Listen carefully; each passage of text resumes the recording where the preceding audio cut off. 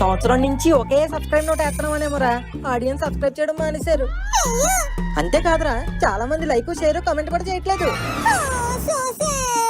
Subscribe note కొత్తగా చెప్తే గానీ పని ఇలా కనిపించట్లేదు మామ.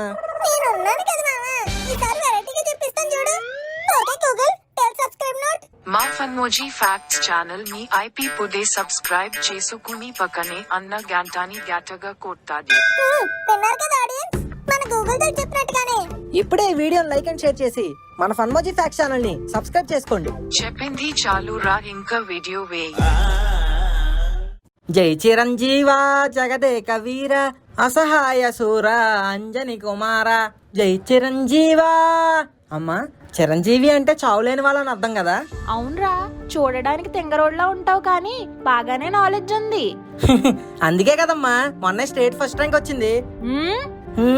సర్లే లాస్ట్ లోంచి సర్లే గాని చావులేని మనిషి ఎవరైనా ఉన్నారమ్మా? ఎందుకు లేరురా, ఉన్నారు.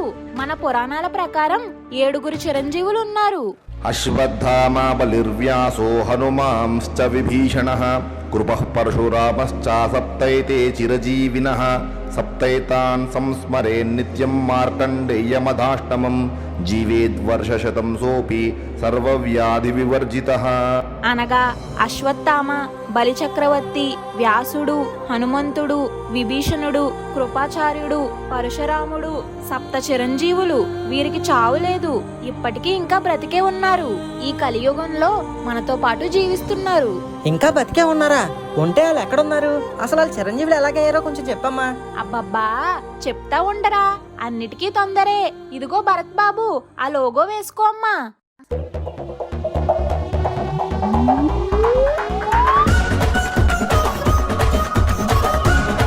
ముందుగా శ్లోకంలో మొదటి వ్యక్తి అశ్వత్థామ. అశ్వత్థామ ద్రోణాచార్యుడు, కృపీలల కుమారుడు. ద్రోణాచార్య కృపీలకు పెళ్లి జరిగిన తర్వాత చాలా కాలం పిల్లలు లేరు. దీంతో ద్రోణుడు సంతానం కోసం మహాశివునికి ఘోర తపస్సు చేస్తాడు. చివరికి పరమశివుడు ప్రత్యక్షమవుతాడు. అప్పుడు ద్రోణుడు శివుని లాంటి శక్తివంతుడైన పుత్రుడు కావాలని కోరుకుంటాడు. శివుడు తదాస్తు అంటాడు. శివుని అంశ అయిన రుద్ర అంశలో అశ్వత్థామ జన్మిస్తాడు. ఈ అంశలో పుట్టినందువలన అశ్వత్థామకు తీవ్రమైన కోపం, అసహనం ఉంటాయి. పుట్టినప్పుడే నుదుటిపై ఒక రత్నంతో పుడతాడు. దాని పేరు సైరాన్ రత్న. శివునికి 3వ కన్ను ఎలాగో అశ్వత్థామకి రత్నం అలాగా. ఈ సైరాన్ రత్నం ఉండటం వలన ఆకలి దప్పికలు, ఓటమి భయం, దెయ్యాల భయం, పాముల భయం, ఏ భయాలు ఉండవు. అశ్వత్థామ కౌరవ పాండవులతో పాటుగా తండ్రి వద్ద విద్యను అభ్యసిస్తాడు. మహావీరుడు అవుతాడు. మహారాతులలో ఒకడవుతాడు. మహారాతి అంటే ఏంటమ్మా? ఒంటి చేత్తో 60,000 మందిని చంపేవాళ్ళని మహారాతి అని అంటారు. పాండవుల్లో అర్జునుడు అంటే అశ్వత్థామకు గిట్టదు. ఎందుకంటే విలువిద్యల్లో తనను మించిన వాడని కోపం. కురుక్షేత్ర యుద్ధంలో ద్రోణాచార్యుడు దుర్యోధనుడి పక్షం ఉండటం వలన తండ్రిని అనుసరించి అశ్వత్థామ కూడా దుర్యోధనుడి పక్కన ఉంటాడు. పాండవుల రాజ్యం పాండవులకి ఇచ్చామని, వారితో యుద్ధం వద్దని దుర్యోధనుడికి హితబోధ చేస్తాడు. కానీ దుర్యోధనుడు అశ్వత్థామ మాట వినడు. యుద్ధం సమయంలో దృష్ట్యాద్యుమన్ ద్రోణుడి తల నరికి చంపేస్తాడు. భీమసేనుడు గద యుద్ధ నియమాలకు విరుద్ధంగా దుర్యోధనుడి నాభి కింద భాగంలో కొట్టి పడేస్తాడు. తండ్రి మరణం ధర్మతులు అనుకున్న పాండవులు యుద్ధ నియమాలను పాటించకపోవడం, ఈ 2 సంగతులు అశ్వత్థామను తీవ్ర కోపానికి గురి చేశాయి. ధర్మ అధర్మాలను మర్చిపోయారు. పాండవులు అందరినీ ఓడిస్తా అని చెప్పి దుర్యోధనుడికి మాట ఇస్తాడు. కృతవర్మ, కృపాచార్యులను వెంటబెట్టుకొని పాండవ శిబిరాల వద్దకు వెళ్లి నిద్రిస్తున్న ఉప పాండవులను పాండవులు అనుకొని దృష్టాద్యుమన్ అనేక రాజులను చంపి వాళ్ళ గుడారాలకు నిప్పంటిచ్చేస్తాడు. పాండవులు వేరే చోట ఉండడం వలన వాళ్ళు బ్రతికిపోతారు. విషయం తెలుసుకున్న పాండవులు కోపంతో అశ్వత్థాముని వెంట పడతారు. అర్జునుడికి అశ్వత్థాముడికి భీకర యుద్ధం జరుగుతుంది. ఇక్కడే అశ్వత్థామ ఘోర ఆకృత్యానికి పాల్పడతాడు. దీనివల్ల అశ్వత్థామ శాపానికి గురవుతాడు. ఏంటమ్మా అది? యుద్ధం సమయంలో అశ్వత్థామ బ్రహ్మాస్త్రాన్ని ప్రయోగిస్తాడు. దానికి ప్రతిగా అర్జునుడు కూడా బ్రహ్మాస్త్రాన్ని ప్రయోగిస్తాడు. ఈ 2 ఢీకొంటే ప్రళయమే అని వ్యాసుడు సూచించడంతో అర్జునుడు అస్త్రాన్ని ఉపసంహరించుకుంటాడు. కానీ అశ్వత్థామకు అస్త్రాన్ని వెనక్కి తీసుకోవడం తెలియదు. దీంతో వ్యాసుడు వేరే జీవిపైకి దిశని మార్చమంటాడు. పాండవులపై తీరని కోపంతో ఉన్న అశ్వత్థామ అభిమన్యుని భార్య అయిన ఉత్తర గర్భంలో పెరుగుతున్న పరీక్షితుని చంపడానికి దిశను మార్చుతాడు. పరీక్షితుడు చనిపోతాడు. కానీ కృష్ణుడు తన దివ్య శక్తితో పరీక్షితుని మరలా బ్రతికిస్తాడు. చివరికి యుద్ధంలో అశ్వత్థామ ఓడిపోతాడు. పాండవులు సైరాన్ రత్నాన్ని తీసుకుంటారు. అప్పుడు కృష్ణుడు, ఇంకా పుట్టని పసికందుపై పగ సాధించాలి అనుకున్నావా? బ్రాహ్మణ వంశంలో పుట్టి ఇంతటి నీచానికి పాల్పడతావా? కలియుగాంతం వరకు కుష్ఠిరోగుల ఒంటి నిండా గాయాలతో తీరని ఆకలి దప్పికలతో అంధకారంలో జీవించదువు అని అశ్వత్థామని శపిస్తాడు. ఇలా కృష్ణుడి శాపం వలన అశ్వత్థామ చిరంజీవి అవుతాడు. ఆ తర్వాత మానవాతారంలో శాప విమోచనుడు అయ్యి సప్త ఋషుల్లో ఒకడవుతాడు. ఇంకా అశ్వత్థామ బతికే ఉంటే ఎక్కడున్నాడు మరి? ఉత్తరప్రదేశ్ లో కెహరి అనే ఒక టెంపుల్ ఉంది. రాత్రి గుడి మూసే ముందు పూజారులు శివలింగాన్ని శుభ్రంగా కడిగి వెళ్తే పొద్దున్న వచ్చేసరికి ఎవరో పూలతో పూజ చేసినట్టు ఉంటుంది. అయితే రాత్రులు వచ్చి పూజ చేసేది అశ్వత్థామ అని అక్కడ స్థానికులు చెప్తుంటారు. చాలా మంది అశ్వత్థామను చూశామని చెప్తారు. ఇది ఎంతవరకు నిజమో ఇప్పటికీ తెలియదు. శ్లోకంలో రెండో చిరంజీవి బలిచక్రవర్తి. బలిచక్రవర్తి రాక్షస జాతికి చెందినవాడు. స్వయాన విష్ణువు భక్తుడైన ప్రహ్లాదుని మనవడు. రాక్షస జాతిలో పుట్టిన గొప్ప దానగుణం ధర్మగుణం కలవాడు. తన బల పరాక్రమాలతో దేవతలందరినీ ఓడించి ముల్లోకాలను తన ఆధీనంలోకి తెచ్చుకుంటాడు. అప్పుడు దేవతలందరూ శ్రీ మహావిష్ణువుని ఆచరించగా విష్ణువు వామన అవతారం ఎత్తి ఒక బ్రాహ్మణ బాలుడిగా జన్మిస్తాడు. బలిచక్రవర్తి గొప్ప దానగుణం కలవాడు. ఎవరు ఏదడిగినా కాదనకుండా ఇచ్చేసేవాడు. దీంతో వామనుడు రూపంలో ఉన్న విష్ణువు బలిచక్రవర్తి వద్దకు వెళ్లి 3 అడుగుల నేలను దానం అడుగుతాడు. సరే అంటాడు బలి.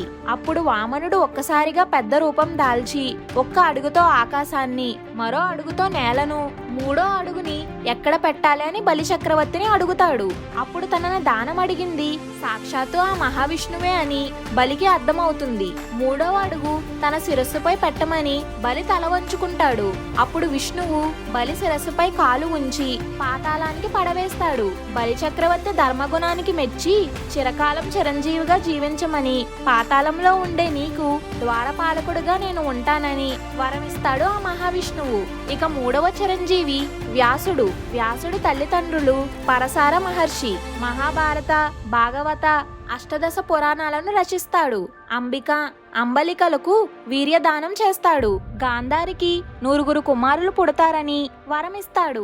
గాంధారికి మాంసం ముద్ద పుట్టగా దానిని 100 ముక్కలు చేసి కుండలో ఉంచడం ద్వారా ఆమెకు 9 కుమారులు కలిగేలా చేస్తాడు. వ్యాసుడు సాక్షాత్తు ఆ మహాశివుని అవతారం కావడం వలన చిరంజీవి అవుతాడు. ఆయన ఇప్పుడు హిమాలయాల్లో తపస్సు చేసుకుంటూ ఉంటారని కొందరు చెబుతూ ఉంటారు. 4వ చిరంజీవి హనుమంతుడు.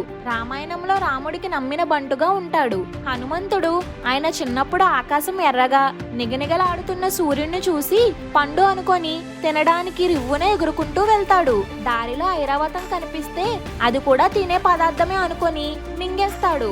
అప్పుడు ఇంద్రుడు వజ్రాయుధంతో కొడతాడు. ఆ దెబ్బకి హనుమంతుడు మూర్ఛపోతారు. తన కొడుకుని కొట్టినందుకు వాయుదేవుడు ఆగ్రహించి పాతాళ లోకానికి వెళ్ళిపోతాడు.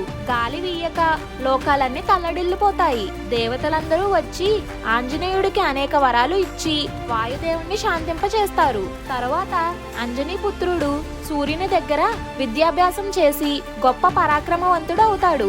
సుగ్రీవునితో స్నేహం ఏర్పడుతుంది. సీతమ్మ జాడకై వచ్చిన రామలక్ష్మణులను కలుస్తాడు. రాముడికి మహాభక్తుడు అవుతాడు. సముద్రాన్ని దాటి లంకిని చంపి సీతమ్మ జాడను కనిపెడతాడు. చూసి రమ్మంటే లంకను కాల్చి వస్తాడు.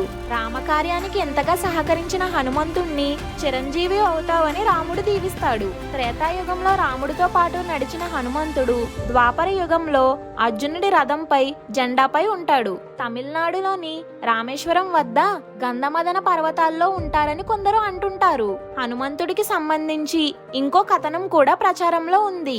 ఏంటమ్మా అది? రావణుడు పాలించిన శ్రీలంకలో దట్టమైన అడవి ప్రాంతంలో ఒక తెగవారు ఉంటారు. వీళ్ళని మతాంగులు అని అంటారు. హనుమంతుడు 41 ఏళ్లకు ఒకసారి వీళ్ళ వద్దకు వచ్చి జ్ఞానాన్ని బోధించి వెళ్తాడని చెప్తారు. ఈ తెగవారి నాయకుడు ఆంజనేయుడు చెప్పిందంతా ఒక పుస్తకంలో రాసి పెడతారు. ఇలా రాసిపెట్టిన ఈ గ్రంథంపై అధ్యాయం కూడా జరుగుతుంది. మాధవచార్యులు ఇంకా చాలా మంది స్వాములు, బాబాలు ఆంజనేయుడిని చూశామని చెప్తారు. 5వ చిరంజీవి విభీషణుడు. ఇతని సోదరులు రావణుడు, కుంభకర్ణుడు, సోదరి శూర్పణఖ. విభీషణుడు ధర్మ పరివంతుడై జీవిస్తాడు. రావణుడు సీతాదేవిని అపహరించినప్పుడు సీతాదేవిని వదిలిపెట్టమని రాముడితో యుద్ధం వద్దని చెప్తాడు. దీనికి ఆగ్రహించిన రావణుడు విభీషణుడిని రాజ్య బహిష్కరణ చేస్తాడు. తర్వాత రాముడి వద్దకు వెళ్తాడు. రామరావణ యుద్ధంలో రావణుడి మరణ రహస్యం చెప్పి రావణాసురుని చావుకి కారణమవుతాడు. జీవితమంతా ధర్మపక్షమై నిలిచినందుకు అతనిని చిరంజీవిగా ఉంటావని దీవిస్తాడు రాముడు. శ్లోకంలో 6వ చిరంజీవి కృపాచార్యుడు. శరద్వంతుడు విలువిద్యల్లో ప్రావీణ్యం సాధించడానికి తపస్సు చేస్తాడు. అది చూసి ఓర్వలేని ఇంద్రుడు అతని తపస్సును చెడగొట్టడానికి జలపద అనే ఒక అప్సరసను అక్కడికి పంపిస్తాడు. ఆమె శృంగార భంగిమలను ప్రదర్శిస్తుంది. అది చూసి తనలోని కోరికలను అణుచుకుంటాడు శరద్వంతుడు. కానీ అతని నుండి వీర్యస్ఖలనం అయ్యి గడ్డిపోచుపై పడి 2 భాగాలుగా విడిపోయి అందులోంచి ఒక మగ శిశువు, ఒక ఆడ శిశువు జన్మిస్తారు. ఈ శిశువుల పేర్లే కృపాచార్య, కృపి. తరువాత కృపిని ద్రోణుడు పెళ్లి చేసుకుంటాడు. కృపాచార్యుడు పాండవులు, కౌరవులకు గురువు అవుతాడు.